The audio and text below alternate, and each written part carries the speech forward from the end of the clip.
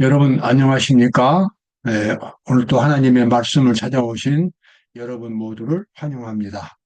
오늘은 우리 그 신앙생활에서 기다림에 대한 말씀을 보도록 하겠습니다.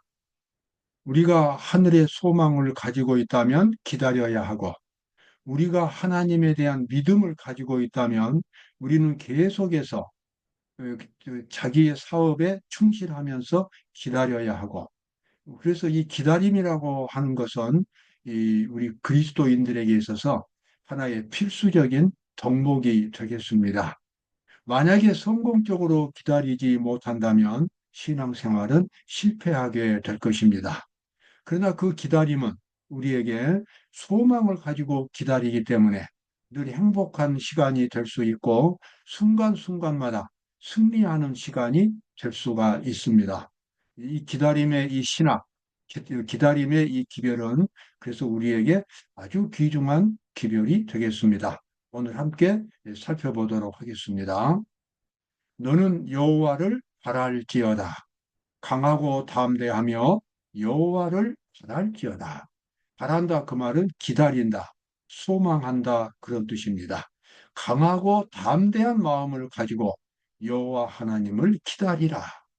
그래서 시련 가운데서도 기다려야 하고 기도를 해놓고도 기다려야 하고 그리고 또 이제 우리가 크게 그리스도의 재림을 기다리고 또 안식일을 기다리면서 준비하고 이러한 기다림의 연속이 되겠습니다.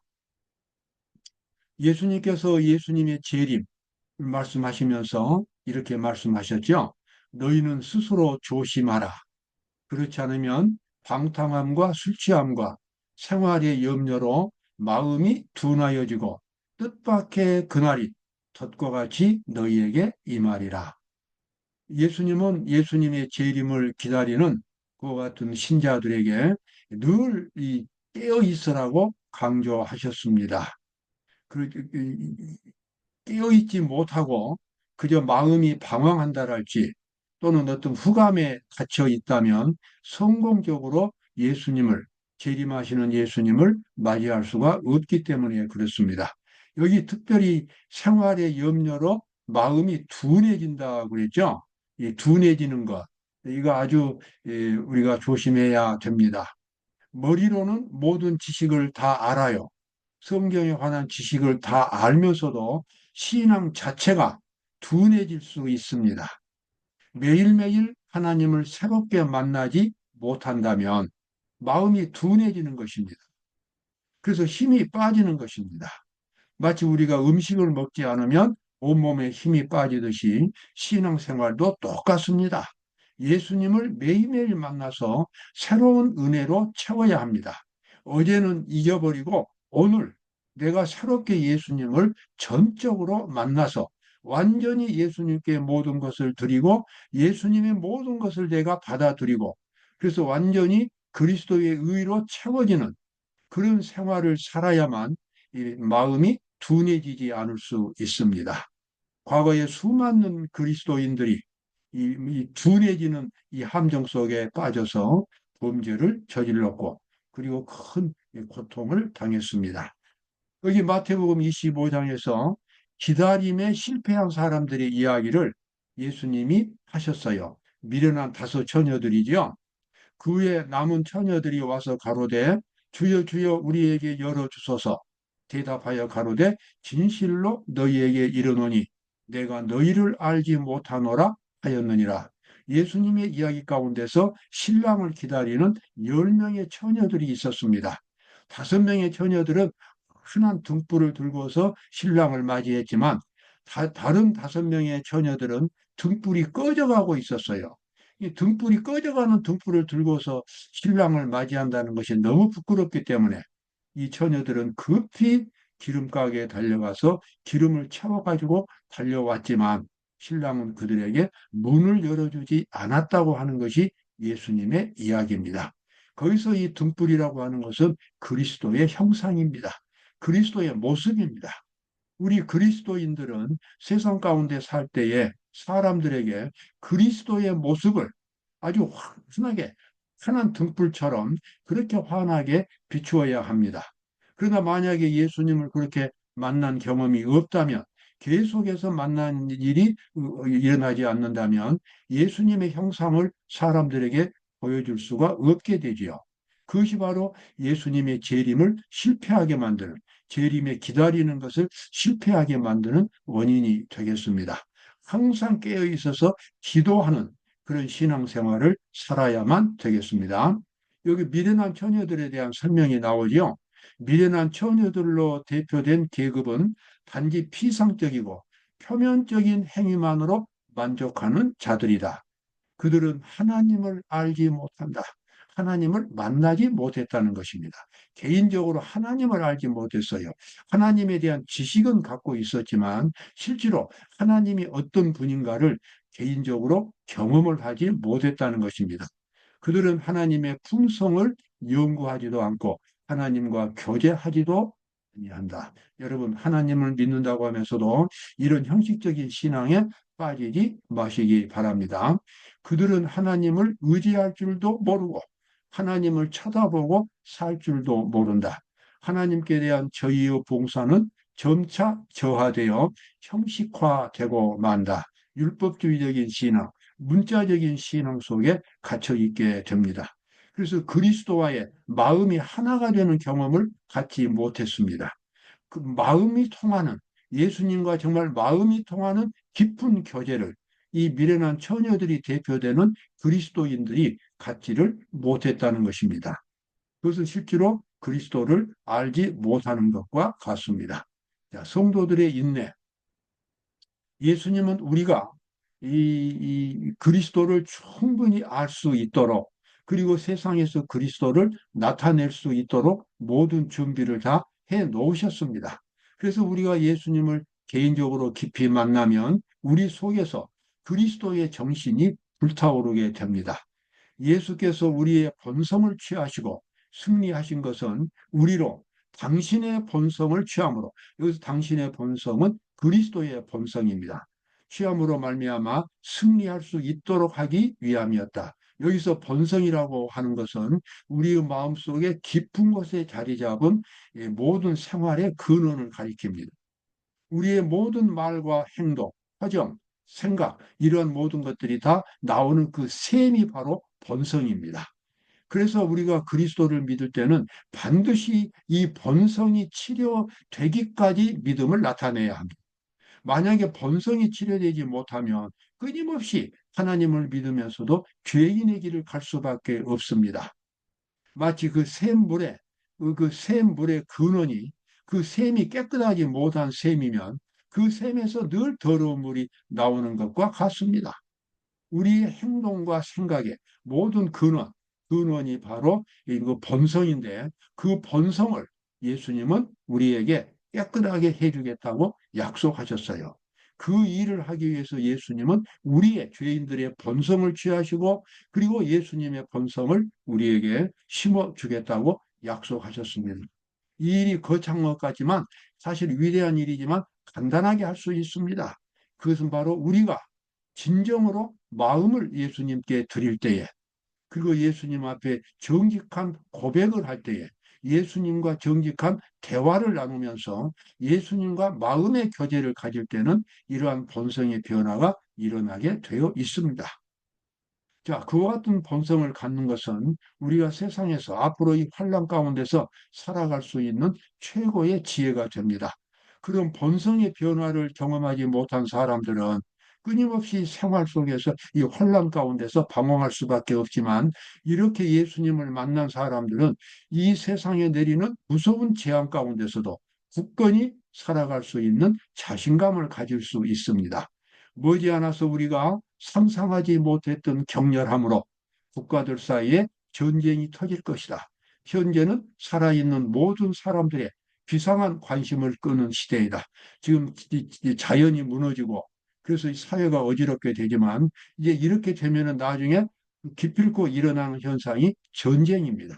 왜냐하면 사람들은 먹고 살기가 어려우면 난리를 일으키고, 그 난리가 이제는 집단화되면은 국가적인 전쟁이 일어나게 됩니다. 그래서 앞으로 무서운 환란이 이 세상에 찾아올 것입니다. 우리는 마지막 시대에 살고 있으며 주께서는 우리가 흑암과 불확실성 가운데 남아있기를 원치 않으신다.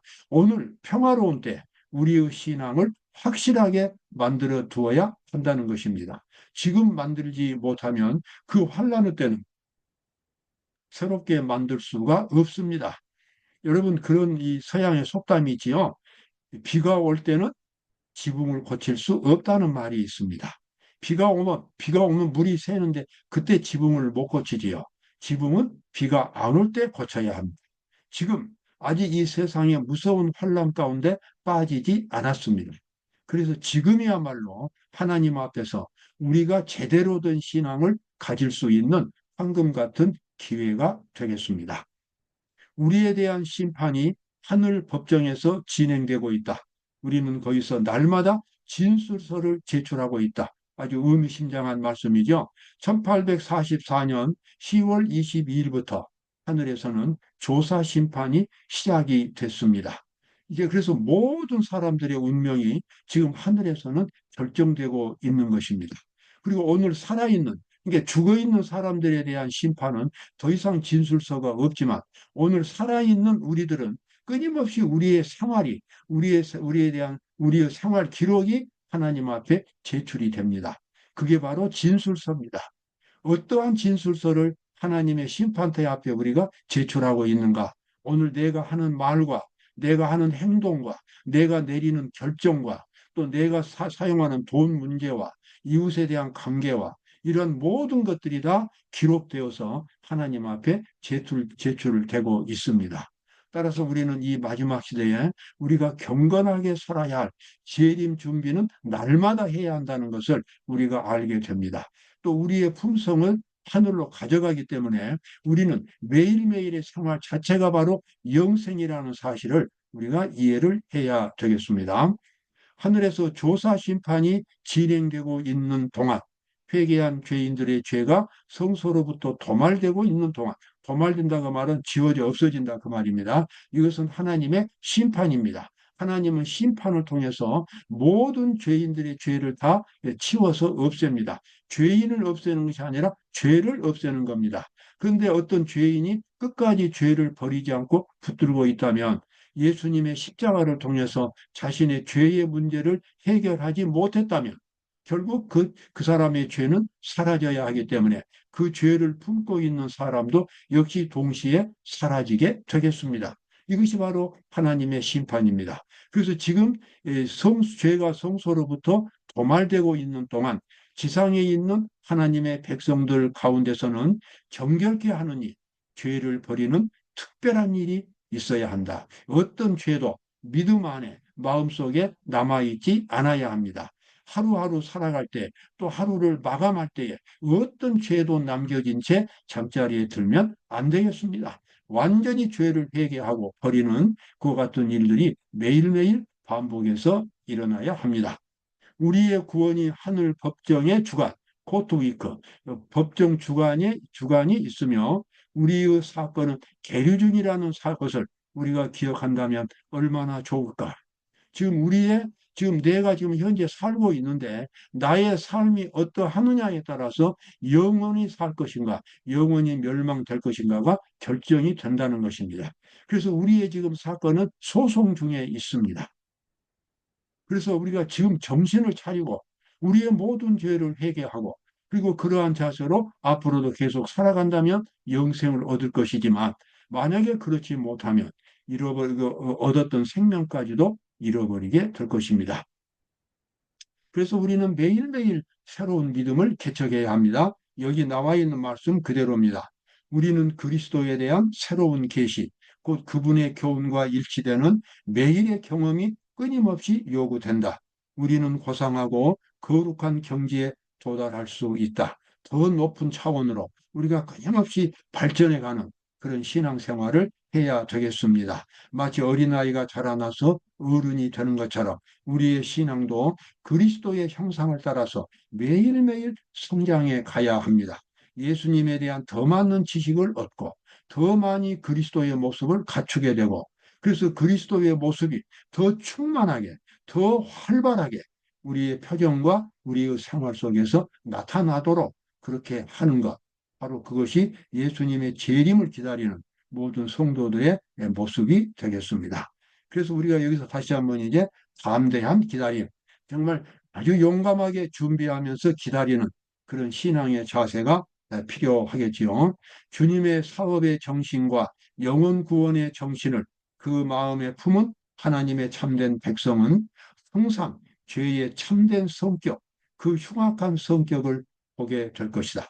우리가 하나님을 깊이 만나면 만날수록 하나님과 반대되는, 하나님과 원수가 되는 죄에 대해서는 극도의 혐오감을 가질 것입니다.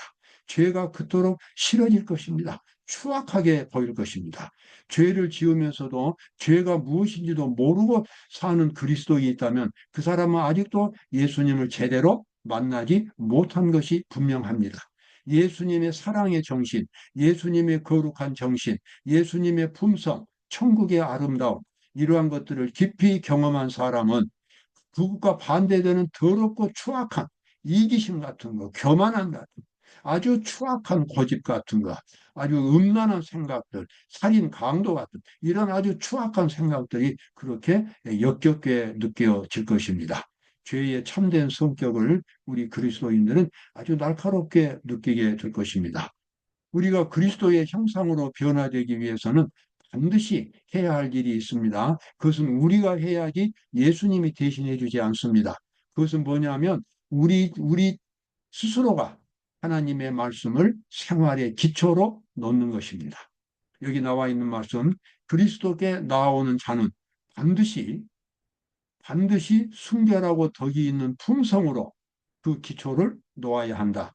그런 다음에 바로 품성의 건설이 시작된다. 그냥 단순히 믿으면 품성이 변화되는 것이 아닙니다. 하나님의 말씀을 마음의 기초로 놓아야 하는 것입니다. 하나님의 뜻을 이 생활의 기초로 놓아야 하는 것입니다. 예수님의 정신이 나의 정신의 밑바닥에 깔려 있어야 됩니다.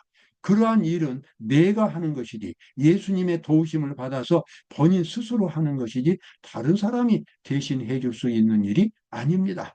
우리가 만약에 그와 같은 일만 한다면 예수님의 정신을 나의 정신으로 생활의 기초로 놓기만 한다면 그때부터 우리의 모습이 그리스도의 모습으로 변화가 될 것입니다. 그리고 그것은 바로 담대한 기다림. 예수님께서 다시 오실 때에 예수님 앞에 설 수 있는 그와 같은 담대한 기다림이 될 것입니다. 여러분 오늘도 기쁜 하루가 되시기를 바랍니다. 감사합니다.